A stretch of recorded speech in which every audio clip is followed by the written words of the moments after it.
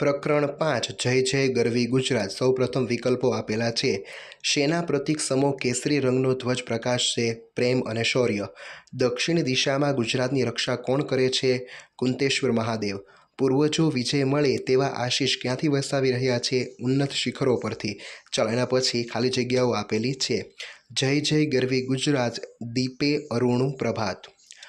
ઊંચી તુજ સુંદર જાત, જય જય ગરવી ગુજરાત। સંપે સોહે સૌ જાત, જય જય ગરવી ગુજરાત। શુભ શકુન દિશે મધ્યાહન શોભશે, વીતી ગઈ છે રાત। જન ઘૂમે નર્મદા સાથ, જય જય ગરવી ગુજરાત। ત્યારબાદ પ્રશ્ન નંબર 3 જોડકા આપેલા છે। ઉત્તરમાં અંબામાત, દક્ષિણમાં કુંતેશ્વર મહાદેવ, પૂર્વમાં કાળી માતા અને પશ્ચિમમાં સોમનાથ। ચાલો એક એક વાક્યમાં જવાબ લખો। ગરવી ગુજરાત એટલે શું? ગરવી ગુજરાતનો અર્થ થાય મોટું, વિશાળ, ગૌરવશાળી, ઉચ્ચ ભાવનાવાળું ગુજરાત।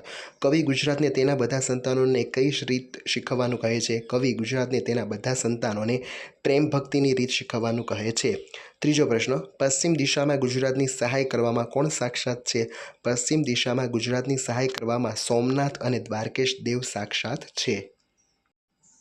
ગુજરાતે કેવા યુદ્ધો જોયા છે? ગુજરાતે શૂરવીર લડવૈયાઓના શૌર્યભર્યા યુદ્ધો જોયા છે।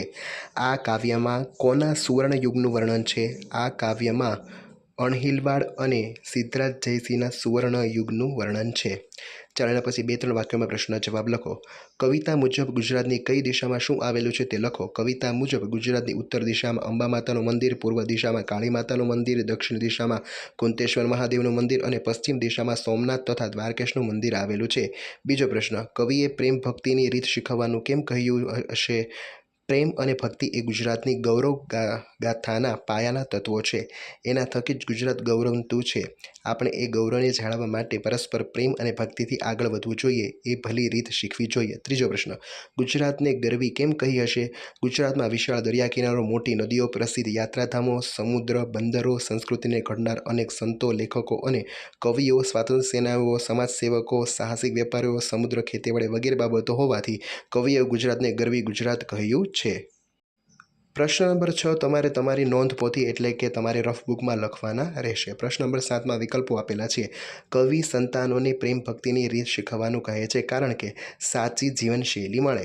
ગુજરાતની સહાયમાં દેવો સાક્ષાત છે એવું કહેવાય છે કારણ કે ચારે દિશામાં એમના સ્થાનકો છે। સાગર માટે રત્નાકર શબ્દ પ્રયોજો છે કારણ કે સાગરના પેટાળમાં અનેક કિંમતી રત્નો છે। ચોથો પ્રશ્ન, આ કાર્યમાં રાત વીતી ગઈ છે એવું કહ્યું છે કારણ કે ગુજરાત હવે પ્રગતિના માર્ગે છે। ચાલો એના પછી કાવ્ય પંક્તિ આપેલી છે। આ કાવ્ય પંક્તિને તમારે સમજાવવાની છે।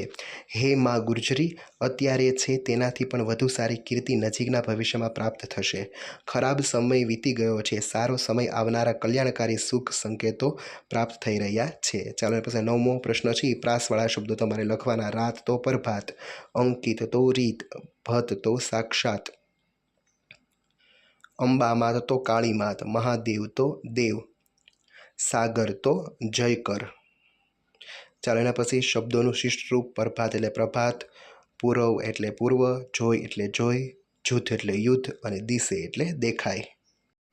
ચાલો એના પછી સાચા અર્થ ફરતા તમારે ગોળ કરવાનું। ગરવી તો ગૌરવશાળી, નીજ તો પોતાનું, અરુણું એટલે લાલ રંગનું, સંતતિ એટલે સંતાન, કસુંબી એટલે કેસરી, રક્ષા એટલે રખેવાળી। ચાલો જોડણી આપેલી છે। અરુણું, પ્રેમ શૌર્ય અંકિત, ઉત્તર, કુંતેશ્વર, આશીષ, સિદ્ધરાજ અને નર્મદ।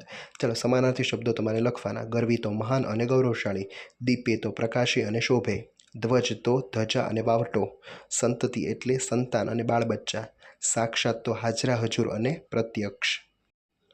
14મો પ્રશ્ન, વિરુદ્ધાર્થી શબ્દો આપેલા છે। જય તો પરાજય, સુંદર તો કદરૂપું, ઉત્તર તો દક્ષિણ, પૂર્વ તો પશ્ચિમ, વીર તો કાયર, આશીષ તો શાપ, શુભ તો અશુભ અને સત્વરે તો ધીરે। ચાલો એના પછી પ્રવૃત્તિના પ્રશ્નો જોઈએ।